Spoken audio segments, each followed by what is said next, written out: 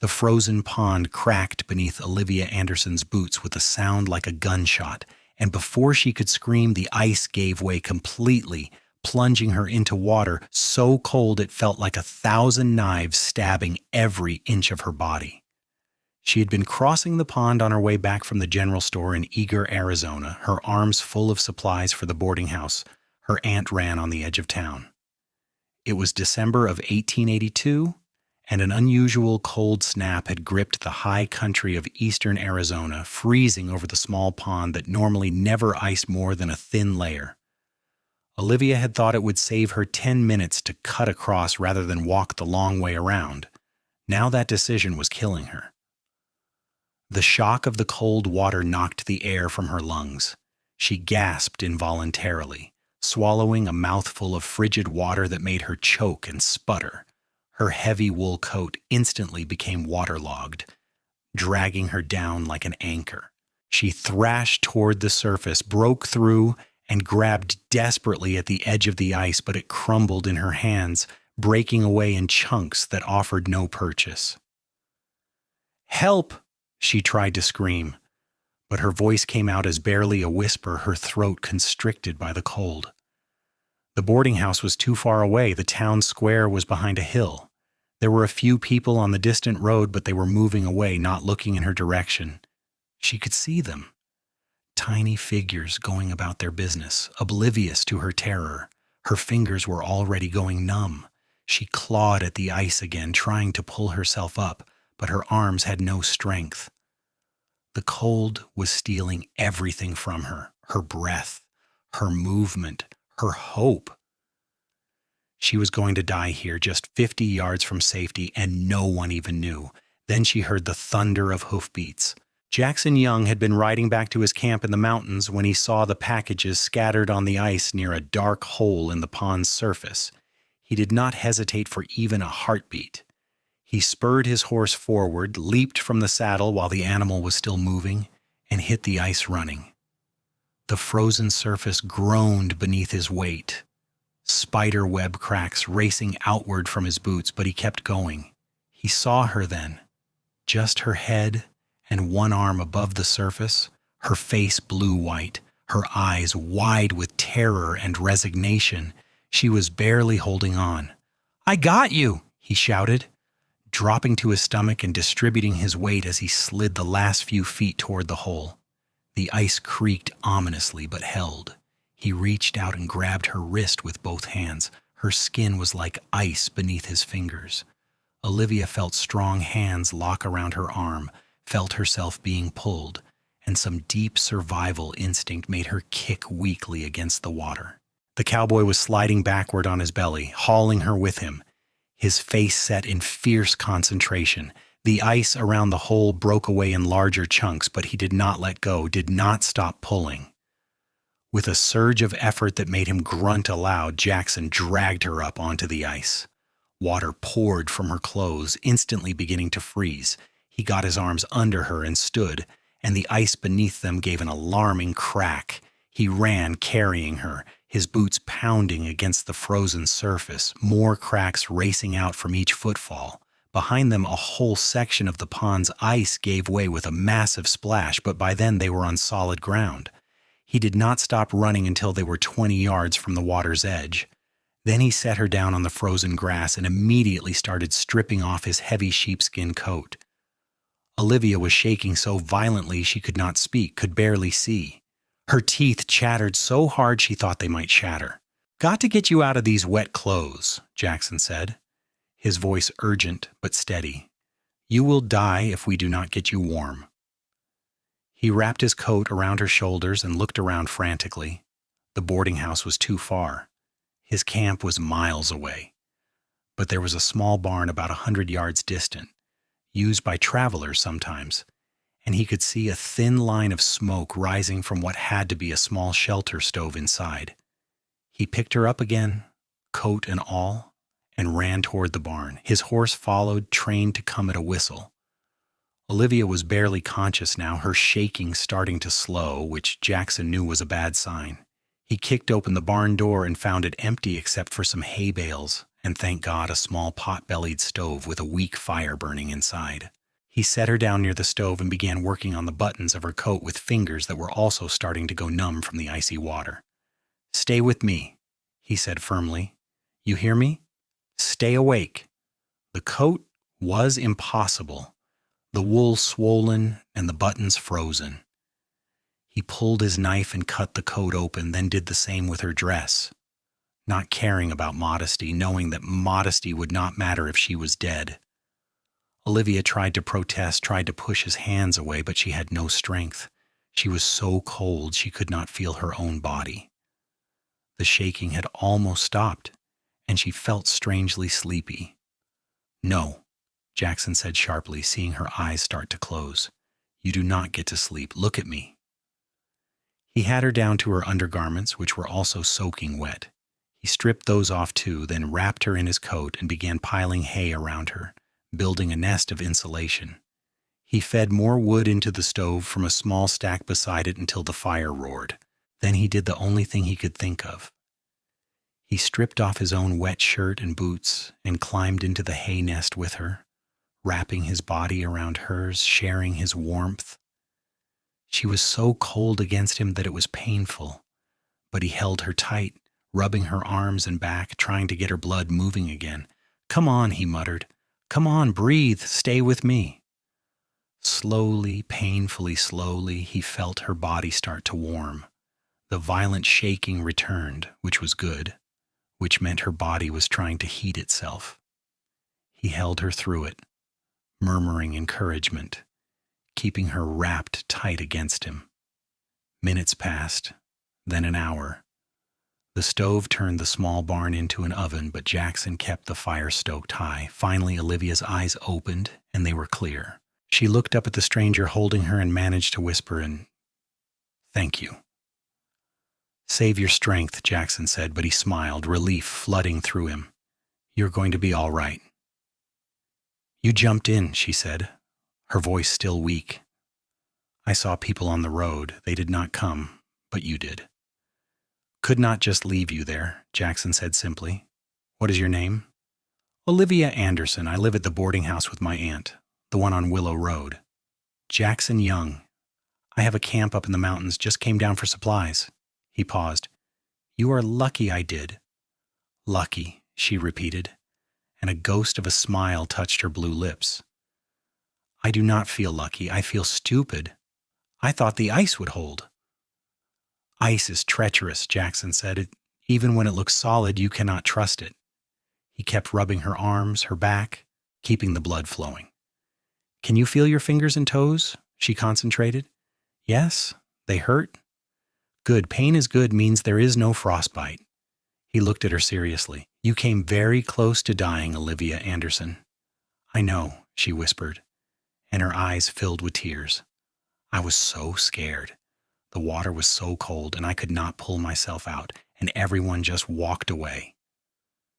"They did not see you," Jackson said gently. "They were too far away. It is not that they did not care, but you saw." "Yes, I saw." They stayed like that for another hour, until Olivia had stopped shaking completely and her color had returned mostly to normal.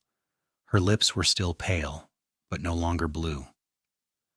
Jackson finally pulled away and quickly dressed in his still damp shirt, turning his back to give her privacy as she struggled into his coat, which hung on her like a tent. "I need to get you home," he said. "Can you ride?" "I think so," Olivia said, though her legs trembled when she stood.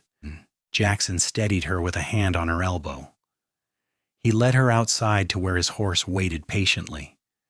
It was a big gray gelding, steady and calm. Jackson swung up into the saddle first, then reached down and pulled Olivia up behind him. She wrapped her arms around his waist and leaned against his back, still exhausted from her ordeal. The ride to the boarding house took 15 minutes. Olivia gave directions in a weak voice, her head resting against Jackson's shoulder. When they arrived, her Aunt Martha came running out, her face white with panic. "Olivia, where have you been? I have been worried sick. And where are your clothes, and who is this man?" Jackson dismounted and helped Olivia down, catching her when her knees buckled. She fell through the ice at Henshaw's pond, he explained quickly. I pulled her out.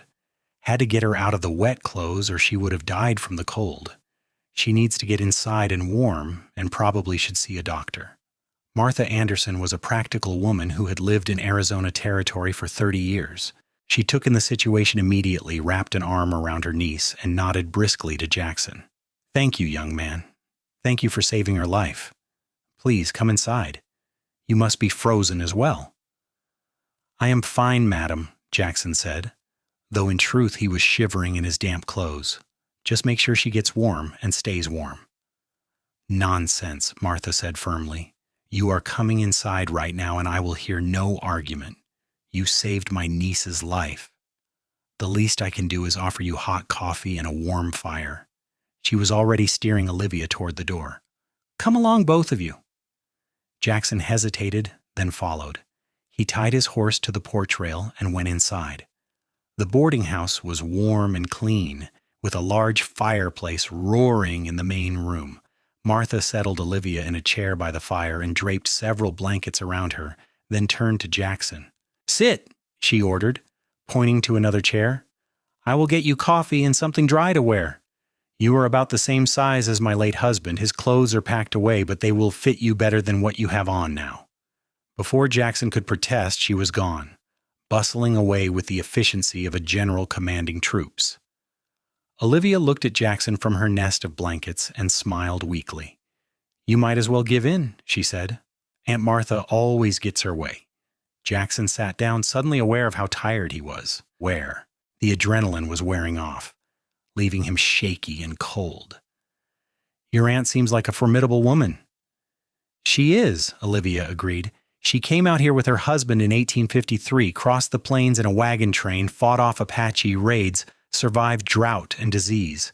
Nothing phases her. She paused, except apparently the thought of losing me. I've never seen her look so scared. You gave her a terrible fright, Jackson said. You gave yourself a terrible fright too, I imagine. I thought I was going to die, Olivia admitted quietly. I really did. And then you came out of nowhere like something from a dream. Martha returned with a pile of clothes, a towel, and 2 steaming mugs of coffee.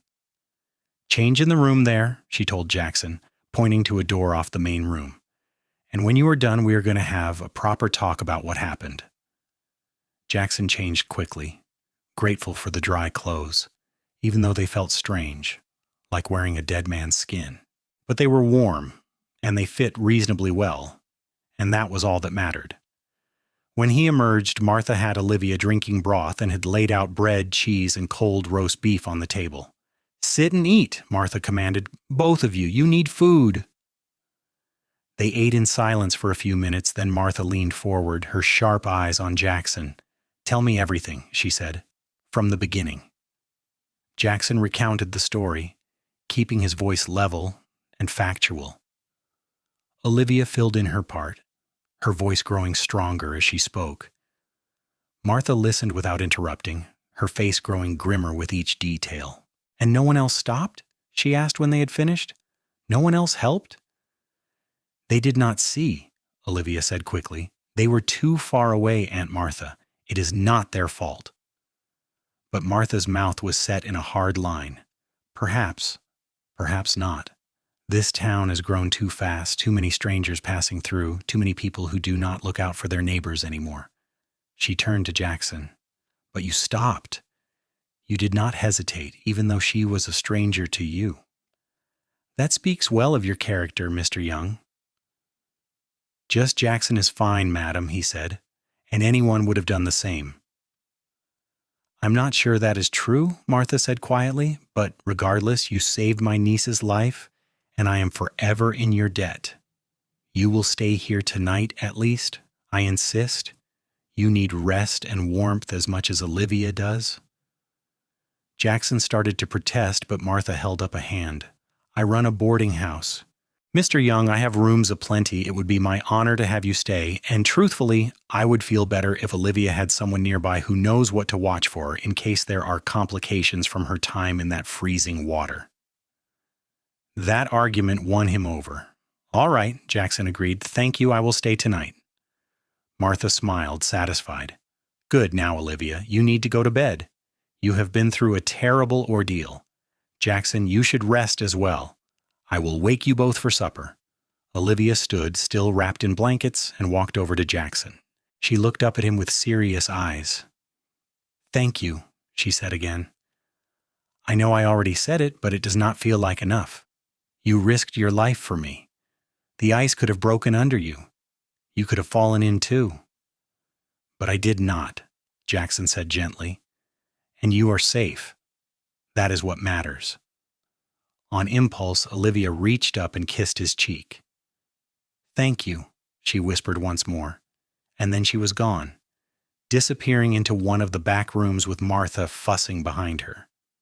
Jackson stood there for a moment, his hand coming up to touch the spot where her lips had brushed his skin. Then he shook his head, collected himself, and followed Martha to the small but comfortable room she showed him. He lay down on the bed, intending to rest for just a few minutes, and fell instantly into an exhausted sleep. When he woke, the room was dark, and he could smell food cooking. He got up, disoriented for a moment, then remembered where he was. The clock on the wall said it was 6 in the evening. He had slept for nearly 4 hours. He went out to the main room and found Martha setting the table while Olivia sat by the fire, still looking pale but much more alert. She had changed into a simple blue dress and had her dark hair pulled back in a braid. When she saw him, she smiled. You are awake, she said. Aunt Martha was about to send me to check on you. I did not mean to sleep so long, Jackson said, feeling embarrassed. You needed the rest, Martha said briskly. You pulled someone from freezing water and saved their life. That is hard work. Now come and eat. I made stew. The stew was thick and rich, full of beef and vegetables, and Jackson ate 2 bowls of it. Olivia managed 1 bowl, and Martha watched her like a hawk, making sure she finished every bite. As they ate, they talked, tentative at first, then with growing ease. Jackson told them about his life in the mountains, how he had come to Arizona Territory 5 years ago from Texas, following a dream of finding silver or gold in the hills. He had not found any significant ore, but he had found something better: peace, solitude, the freedom of the wilderness. He trapped and hunted, sold furs and meat in town when he needed supplies, and lived alone in a cabin he had built with his own hands. Olivia told him about her life in Eagar, how she had come to live with her aunt 2 years ago after her parents died of scarlet fever back in Missouri. Martha had been her mother's sister, and she had taken Olivia in without hesitation, given her a home and a purpose helping run the boarding house. It was a simple life, Olivia said, but a good one. Until today, she had been happy. You will be happy again, Martha said firmly. This was a terrible thing, but you survived, and you met a good man because of it. She looked at Jackson with approval. Will you be staying in town long, Jackson? I had not planned to, Jackson admitted. I usually come down for supplies and head back to my camp the same day. The mountains are quiet in winter. Good time for trapping. But you will stay at least through tomorrow, Martha pressed, to make sure Olivia has no ill effects from her ordeal. Jackson looked at Olivia, saw the hope in her eyes, and found himself nodding. Yes, I can stay through tomorrow. Good, Martha said with satisfaction. Then it is settled. That evening after supper, Olivia and Jackson sat by the fire while Martha worked on her accounts at the table. They talked in low voices, sharing stories about their lives, their hopes, their fears. Jackson found himself opening up to her in a way he rarely did with anyone. There was something about her, a warmth and genuineness that made him want to tell her everything. Olivia felt the same strange connection. She looked at this cowboy who had saved her life and felt like she had known him for years, not hours. He was handsome in a rugged way, with sun-weathered skin and dark hair that needed cutting. But it was his eyes that caught her attention, steady and kind, the eyes of a man who could be trusted. Why do you live alone in the mountains, Aswari? She asked him at one point. Do you not get lonely? Jackson was quiet for a moment. Sometimes, he admitted. But I was lonely around people too, back in Texas. There was someone I cared for once, a girl named Mary. We were going to get married, but she decided she did not want the life I could offer her. She wanted city life, parties, fine clothes. I wanted land and freedom. So she married a banker, and I came west. He smiled without humor. I figured if I was going to be alone, I might as well be alone in a place I loved. I am sorry, Olivia said softly. That must have been hard. It was 5 years ago, Jackson said with a shrug. I am over it now.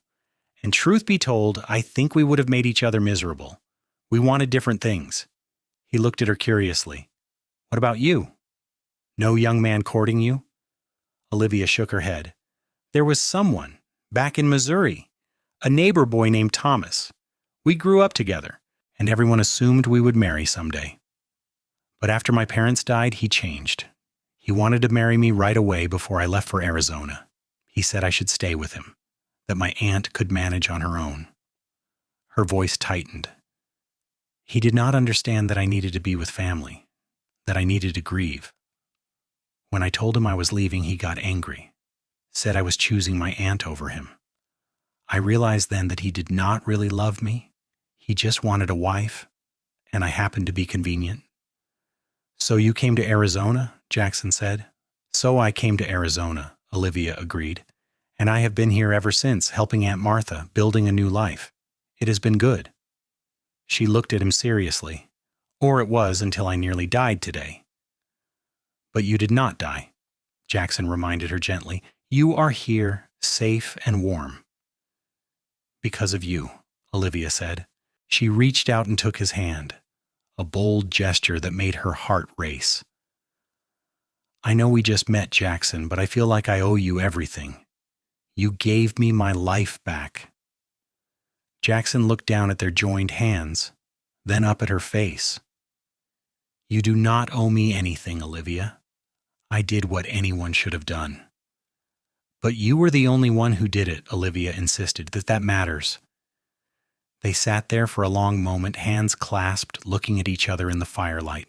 Something passed between them, a recognition, a connection that went deeper than gratitude or obligation. Martha looked up from her accounts, saw them sitting together, and smiled to herself before looking away again. The next day, Jackson stayed close to the boarding house, helping Martha with chores and checking on Olivia regularly. She seemed to have suffered no lasting effects from her ordeal, though she tired easily and Martha insisted she rest frequently. Jackson chopped wood, repaired a loose board on the porch, and fixed a stuck window in one of the guest rooms. He told himself he was just helping out, repaying Martha's hospitality, but he knew the truth. He was looking for reasons to stay. That afternoon, the local doctor stopped by at Martha's request. Dr. Brennan was an elderly man with sharp eyes and gentle hands. He examined Olivia thoroughly, asked her a dozen questions about how she felt, and finally pronounced her in good health with no signs of lasting damage. You are a very lucky young woman, he told her. Another few minutes in that water and you would have been beyond help. As it is, you should be back to normal in a few days. Just take it easy, stay warm, and do not do anything foolish like trying to walk on frozen ponds again. I will not, Doctor, Olivia promised fervently. Dr. Brennan turned to Jackson. And you are the one who pulled her out, I understand. That was brave work, young man. You saved her life, no question about it. I just did what needed doing, Jackson said, uncomfortable with the praise. Most people would have hesitated, the doctor said. That hesitation would have killed her. The fact that you did not hesitate makes you a hero, whether you want to admit it or not. He shook Jackson's hand firmly. This town needs more men like you. After the doctor left, Jackson stood on the porch, looking out at the street. The sun was starting to set, painting the sky in shades of orange and pink. His horse was rested and fed. His supplies were packed. There was no reason for him to stay any longer. He should go back to his camp in the mountains, back to his solitary life, but he did not want to. The door opened behind him, and Olivia stepped out, wrapped in a shawl against the cold. She came to stand beside him, looking out at the same sunset. You are leaving, she said quietly. It was not a question. I should, Jackson said. I've been away from my camp for 2 days now, and you are doing well. The doctor said so. Yes, Olivia agreed. I am doing well. She hesitated, then said in a rush, but I do not want you to go. Jackson turned to look at her, his heart suddenly pounding. Olivia. I know we just met, she said quickly. I know this is crazy, but I feel like something happened yesterday, something more than just you saving my life. When I look at you, I feel like I have known you forever. And the thought of you leaving, of never seeing you again, it makes me feel like I'm drowning all over again. Jackson stared at her, hardly able to believe what he was hearing. I feel the same way, he admitted. I've been trying to tell myself I'm being foolish, that this is just gratitude or shock or something, but it is not. It is real. You are real. Then stay, Olivia said, reaching for his hand. Or if you cannot stay, then let me see you again. Come back to visit. Let us see if this feeling lasts. Jackson took her hand, held it between both of his. I will come back, he promised. I will come back next week when I have checked my trap lines and secured my camp for the winter. And if you still want to see me then, if this still feels real to you, then we will figure out what comes next. It will still be real, Olivia said with certainty. I know it will. Jackson left the next morning, but not before sharing breakfast with Olivia and Martha and making solemn promises to return within a week. As he rode back toward the mountains, he kept looking back at the boarding house until it disappeared from view. His heart felt strange in his chest, full and aching at the same time. He had lived alone for so long, had convinced himself he was content with solitude. But one day with Olivia had shown him what he had been missing. The week passed slowly for both of them. Jackson worked with unusual speed, checking his trap lines, resetting snares, making sure his cabin was secure. He caught 2 foxes and a beaver, good pelts that would bring decent money in town. But the work that usually absorbed him completely now felt like a distraction, something to get through so he could return to Eagar, to Olivia. In town, Olivia recovered her strength quickly. Within 2 days, she was back to her normal activities, helping Martha with the boarding house, cooking and cleaning and tending to their guests. But her mind was elsewhere, constantly drifting to thoughts of Jackson. She replayed their conversations in her head, remembered the feel of his arms around her when he pulled her from the water, the steadiness of his voice when he told her to stay awake. She counted the days until he promised to return, and hoped desperately that he would keep his word. Martha watched her niece with knowing eyes. You are in love with him, she said on the 4th day. Not a question, but a statement of fact. Olivia, who had been staring out the window at the road leading out of town, turned with a start. Is it that obvious? To me, yes, Martha said with a smile. I raised you, child. I know your moods. And I have not seen you look at anyone the way you look at that cowboy. I barely know him, Olivia protested weakly. Sometimes you just know, Martha said. When I met my Henry, I knew within a day that I would marry him. Everyone said I was crazy, that I was too young and impulsive, but I knew.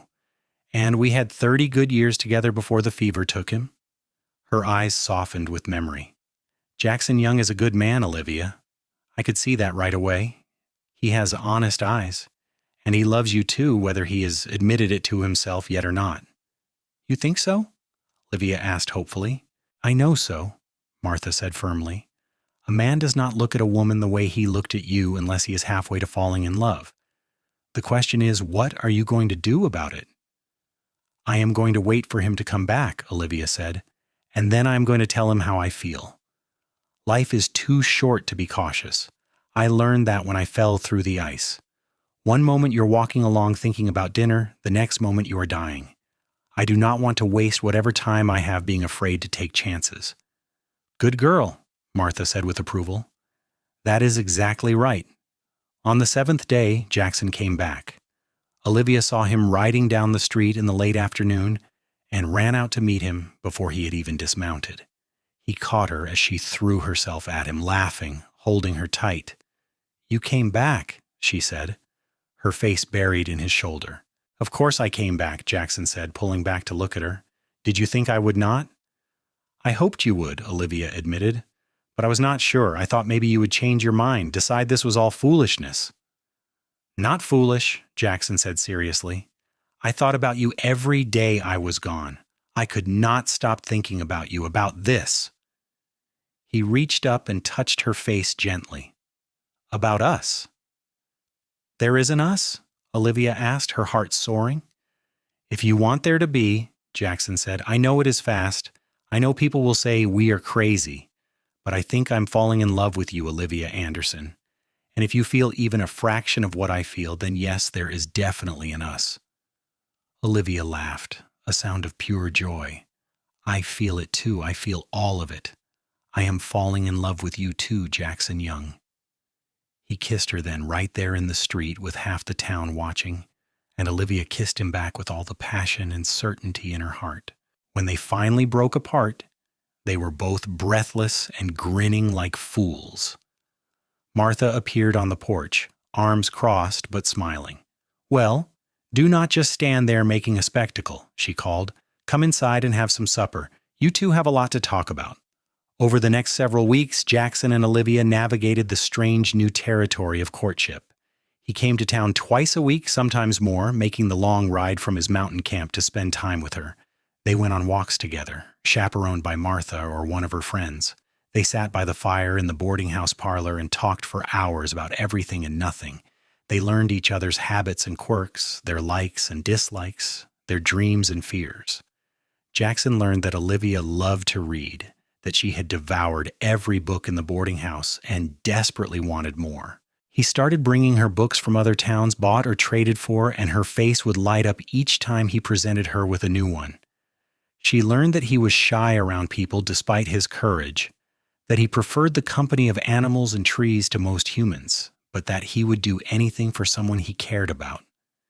She learned that he had a dry sense of humor and a deep well of kindness. Olivia learned that Jackson had lost his parents young, that he had been raised by an uncle who taught him to hunt and trap and live off the land. She learned that he valued independence and honesty above all things, that he could not abide liars or cowards. Jackson learned that Olivia had wanted to be a teacher once, that she loved children and dreamed of having a family someday. He learned that she was braver than she looked, that she had crossed half the country alone after her parents died to come to her aunt. He learned that she made him laugh, that she made him want to be better, that she made him believe in the future again. Christmas came, and Jackson spent it at the boarding house. Martha cooked an enormous feast, and several of the permanent boarders joined them.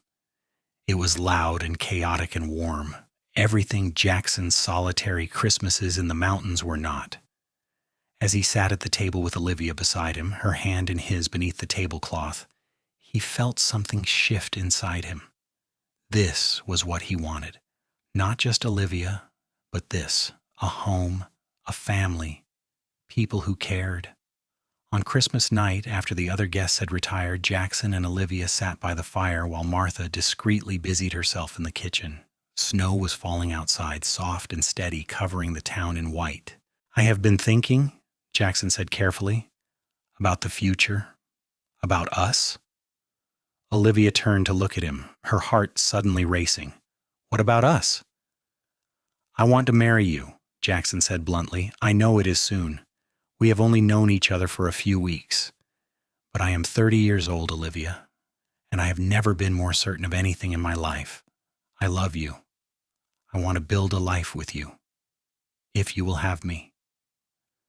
Olivia felt tears spring to her eyes. Yes, she said without hesitation. Yes, I will marry you. I love you too, Jackson. So much.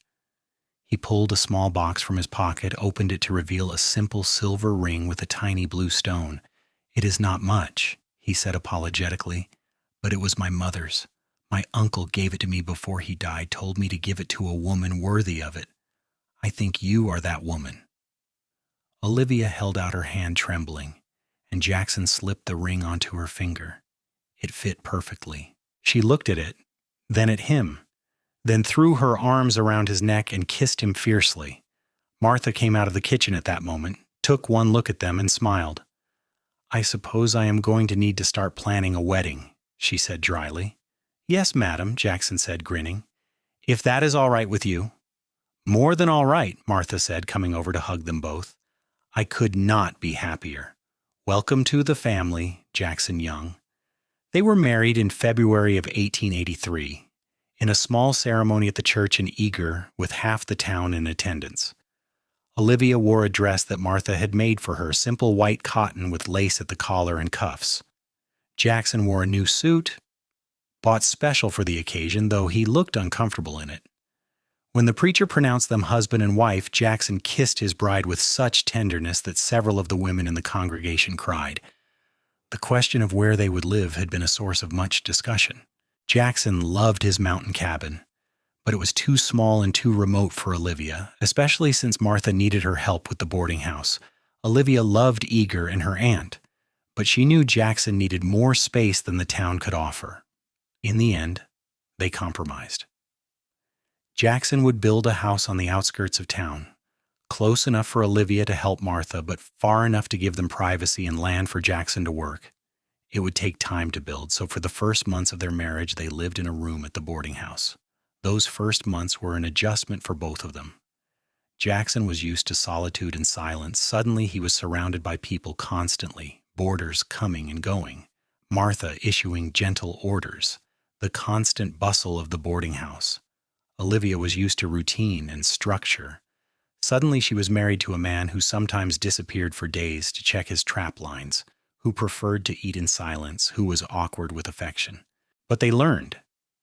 Jackson learned to be patient with the noise and activity, to help with chores around the boarding house without being asked. Olivia learned to give him space when he needed it, to understand that his quietness was not coldness, but just his nature. And they both learned the joy of being with someone who truly understood them, who loved them despite their flaws.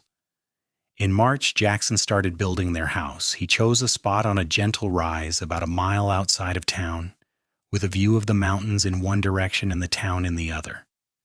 Several men from Eagar came to help, won over by Olivia's sweet nature and Jackson's quiet competence.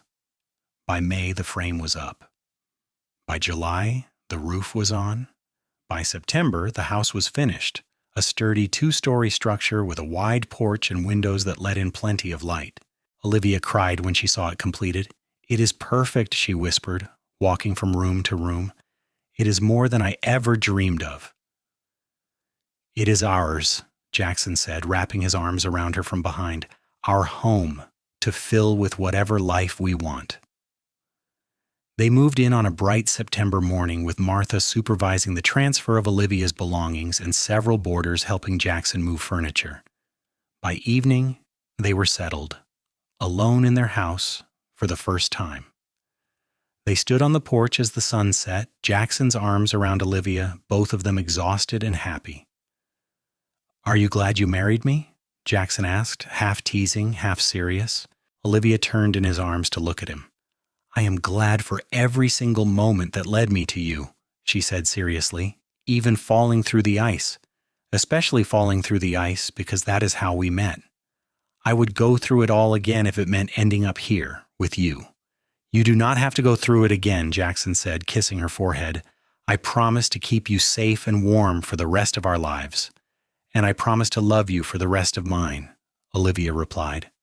As autumn turned to winter, they settled into the rhythm of married life.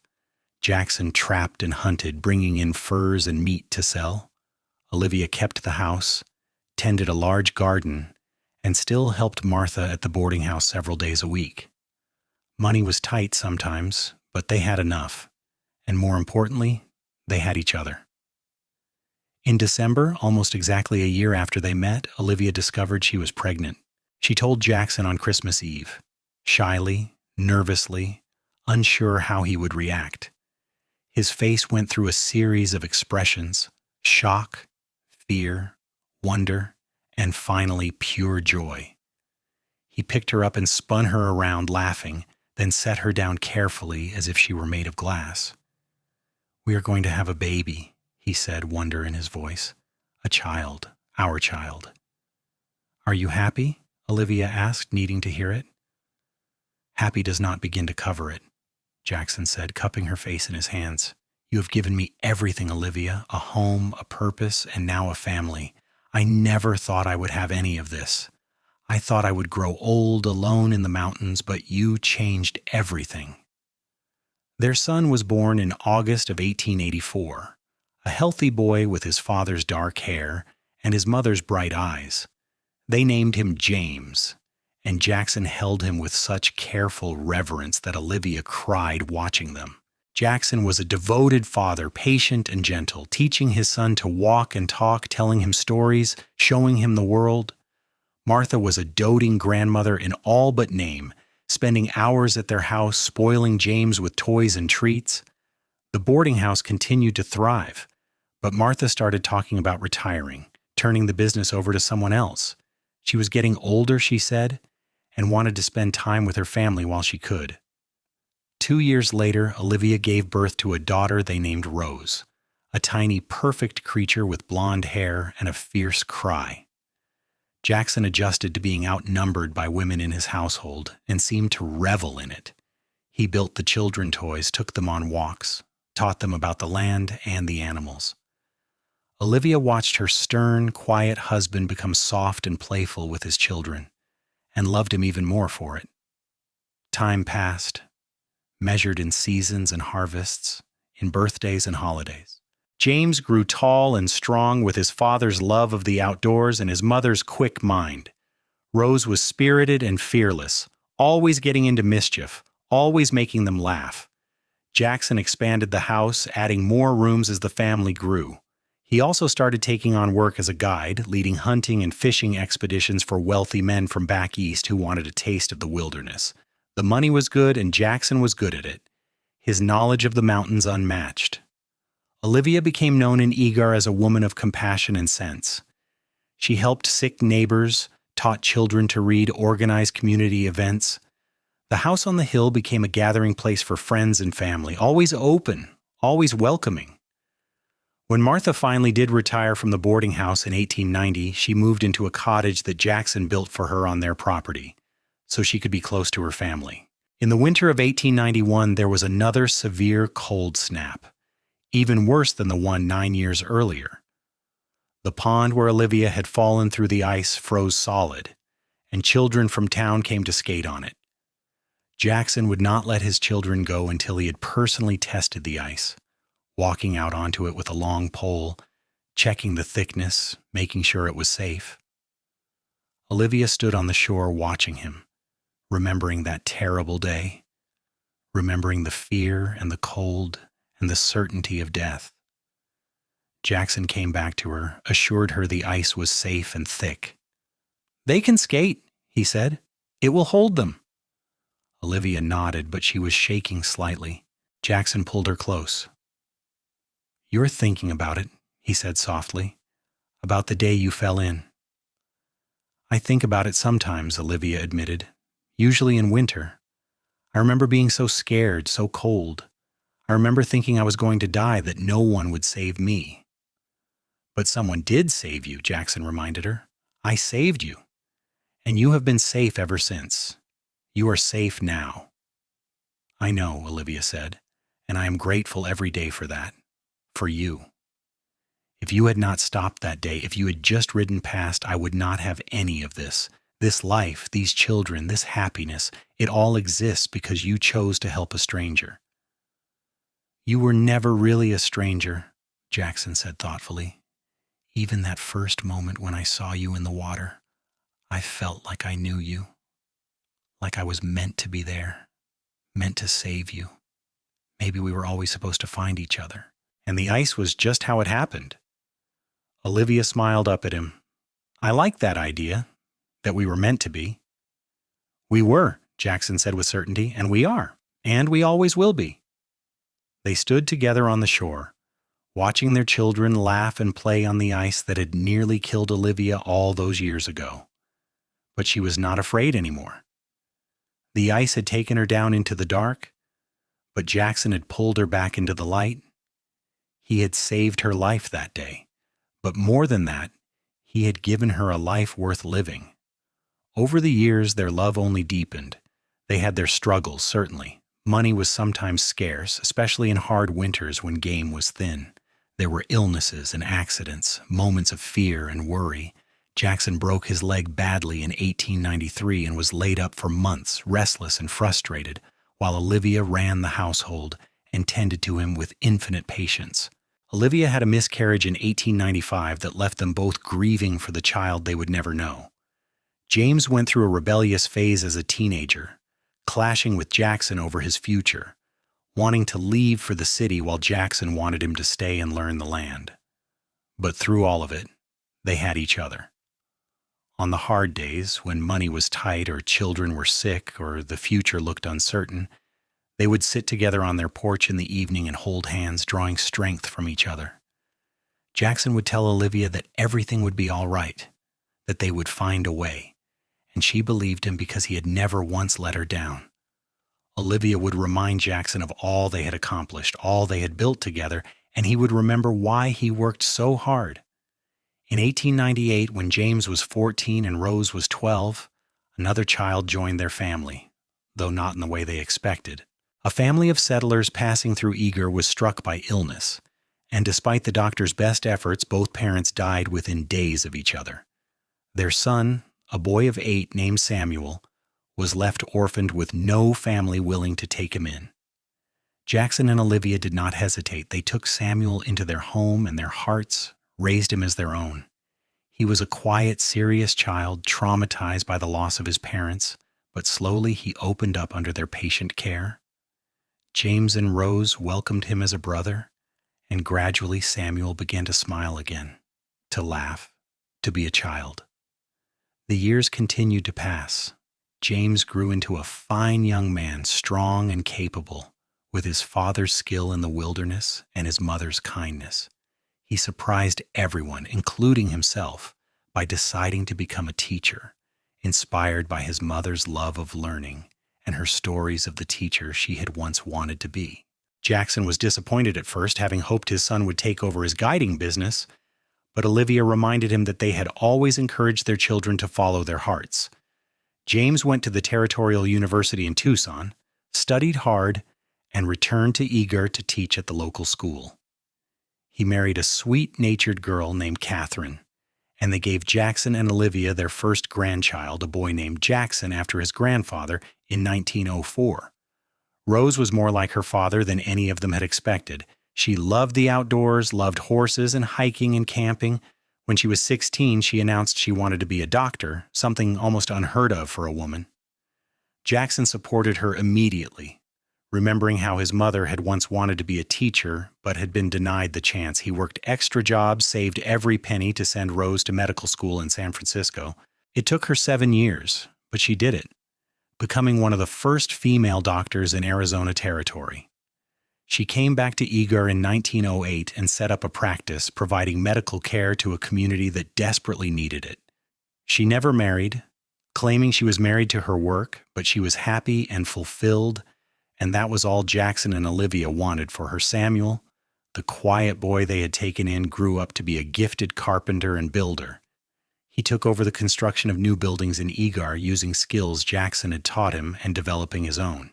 He married late, at 30, to a widow with 2 young children, and he loved those children as if they were his own blood. Jackson and Olivia welcomed them all into the family without question. As Jackson and Olivia grew older, they spent more time together and less time on their individual pursuits. Jackson retired from guiding in his 50s, content to work a small herd of cattle and tend the land around their house. Olivia slowed down as well, though she continued to help neighbors and involve herself in community affairs. They had been married for over 30 years, and they still sat together on their porch every evening watching the sunset, holding hands. "Do you remember the day we met?" Olivia asked one evening in 1913. They were both in their 50s now, hair graying, faces lined, but their eyes were still bright when they looked at each other. "Every detail," Jackson said. "I remember seeing your packages scattered on the ice and knowing something was wrong. I remember seeing you in the water so scared and knowing I had to get to you. I remember how cold you were when I pulled you out like ice, and being terrified you would not survive. I remember thinking I was going to die, Olivia said softly, and then seeing you appear, like an answer to a prayer I had not even had time to pray. I remember the sound of the ice cracking under you as you came toward me and thinking you were going to fall in too. I remember your hands grabbing my arm and how strong you were and thinking that maybe I would live after all. Best day of my life, Jackson said, even though it was terrifying because that was the day I found you. The day you saved me, Olivia corrected. The day we saved each other, Jackson said. Because you saved me too, Olivia. Maybe not from drowning, but from a life of loneliness. You gave me a reason to come down from the mountains, to be part of the world again. You gave me a family, a home, a purpose. You saved me just as much as I saved you. Olivia leaned her head on his shoulder. We were lucky, she said. So lucky to find each other. Not luck, Jackson said. Fate. We were meant to find each other. The ice breaking that day was not an accident. It was destiny. They sat in comfortable silence as the sun sank below the horizon, painting the sky in brilliant shades of orange and pink and purple. From inside the house, they could hear the sounds of their family. James had brought his wife and children for dinner. Rose was visiting between patients. Samuel and his family had stopped by. Martha, now in her 80s but still sharp and active, was telling stories to the grandchildren. We built something good, Olivia said. Look at all of them, our children, our grandchildren. None of them would exist if you had not stopped that day. Then I am glad I stopped, Jackson said simply. I would do it all again every single moment just to end up here with you. The years continued to pass, more slowly now, measured in quiet days and peaceful nights. Martha passed away in 1915, dying peacefully in her sleep at the age of 83, surrounded by family.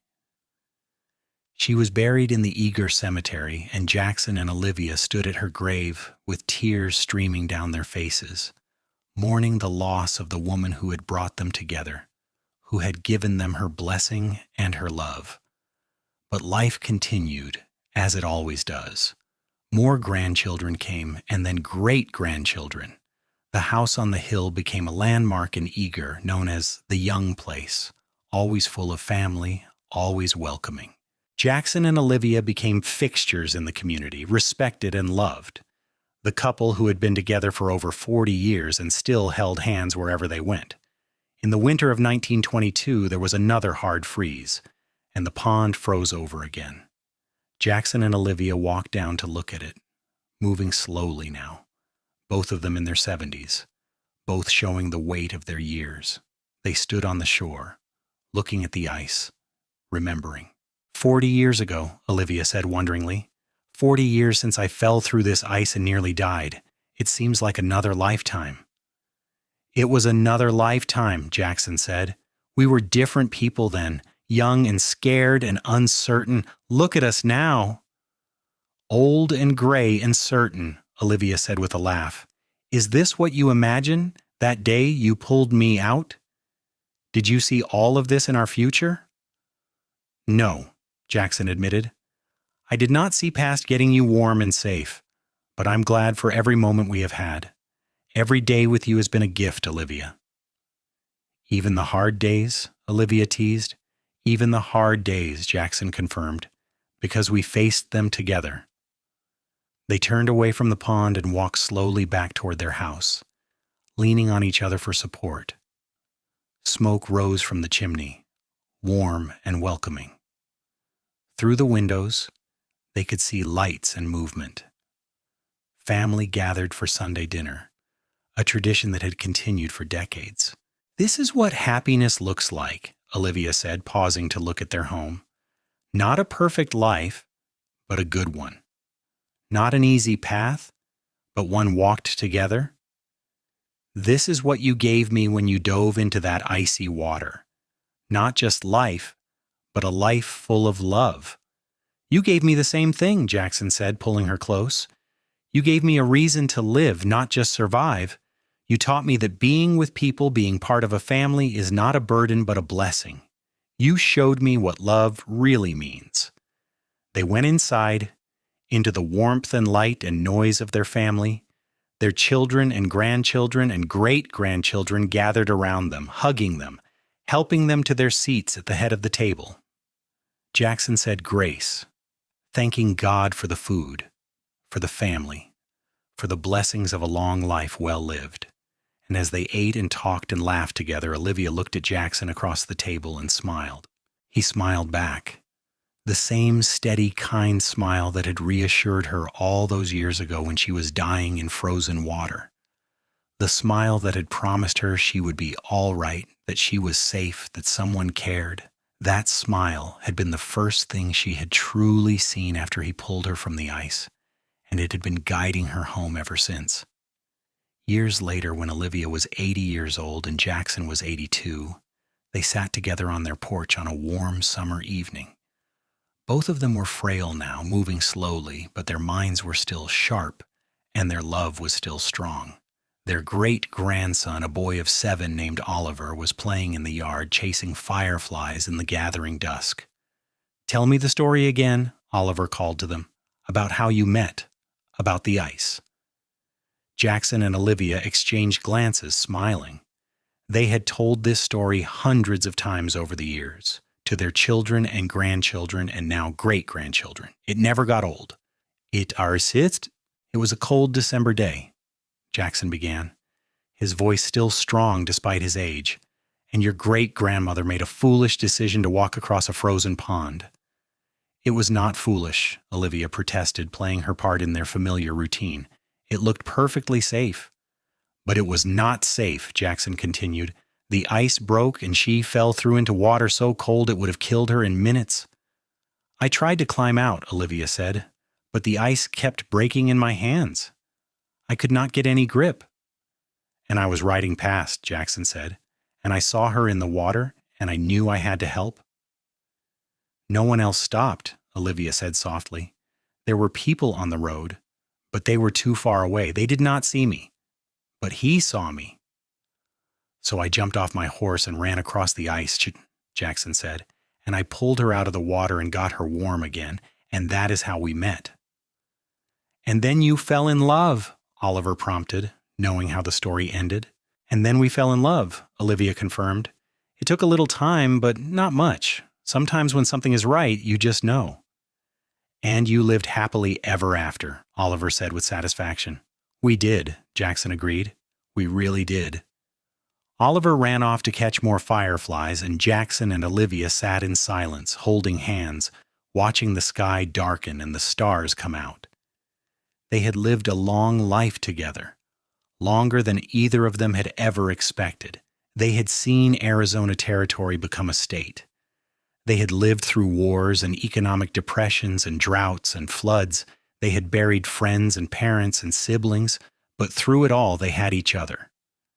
"Are you glad you jumped in?" Olivia asked quietly, the same question she had asked a dozen times over the years.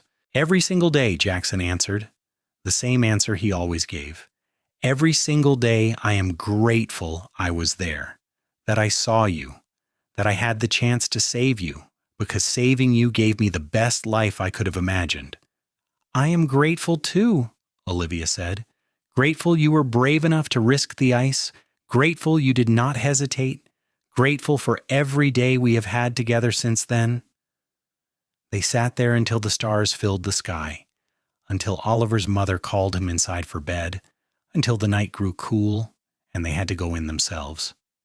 Jackson helped Olivia to her feet, and they walked slowly into their house, into the home they had built together, filled with 50 years of memories and love. Jackson Young died peacefully in his sleep in the spring of 1926 at the age of 84. Olivia was with him when he passed, holding his hand, telling him she loved him one more time. She mourned him deeply, as did their entire family and the whole town of Eagar. The church was packed for his funeral, filled with people whose lives he had touched, directly or indirectly. He was buried in the Eagar cemetery next to the plot where Olivia would one day join him. Olivia lived for 2 more years without him, cared for by her children and grandchildren who refused to let her be alone. She spent her days sitting on the porch of the house Jackson had built, looking at the mountains he had loved, remembering their life together. She told stories about him to anyone who would listen, keeping his memory alive, making sure the younger generations knew what kind of man he had been. On a cold December morning in 1928, exactly 46 years after the day she fell through the ice, Olivia Anderson Young died peacefully in her sleep at the age of 82. Her children found her in her bed, a smile on her face, as if she had seen something wonderful in her dreams. Perhaps she had. Perhaps in that final moment she had seen Jackson waiting for her, reaching out his hand to pull her to safety one more time, to bring her home. They buried her next to Jackson, under a simple headstone that read, "Together Again." At the funeral, their grandson Oliver, now a young man, told the story of how they met, about the ice, and the rescue and the love that followed. It was a story that would be passed down through the generations, a reminder that sometimes the worst moments of our lives can lead to the best, that courage and compassion can change everything, and that true love, once found, lasts forever. The house on the hill stood for many more years, passing through various members of the Young family, always kept in good repair, always honored as the place where Jackson and Olivia had built their life together. The pond where Olivia had fallen through the ice was eventually filled in and turned into a park, with a small plaque that told the story of the rescue. And in the Eagar cemetery, two graves stood side by side, marking the resting place of a cowboy who had not hesitated to dive into freezing water to save a stranger, and the woman who had become his whole world. Their love story became legend in Eagar, told and retold, changing slightly with each telling, but always keeping the essential truth at its core, that love can come from the most unexpected places, that bravery is not the absence of fear, but the willingness to act despite it, and that sometimes saving someone's life means giving them a reason to live it. Jackson Young had pulled Olivia Anderson from freezing water on a December day in 1882, but she had pulled him from a different kind of cold, the loneliness and isolation he had wrapped himself in. They had saved each other in all the ways that mattered, and they had built a life together that was full of love and joy and meaning. And on cold winter days when the wind blew down from the mountains and snow covered the ground, the people of Eagar would remember the story of the ice and the cowboy and the woman who nearly died, but instead found her forever. They would remember it and know that even in the coldest, darkest moments, hope can arrive on horseback, courage can change destiny, and love can warm even the most frozen heart.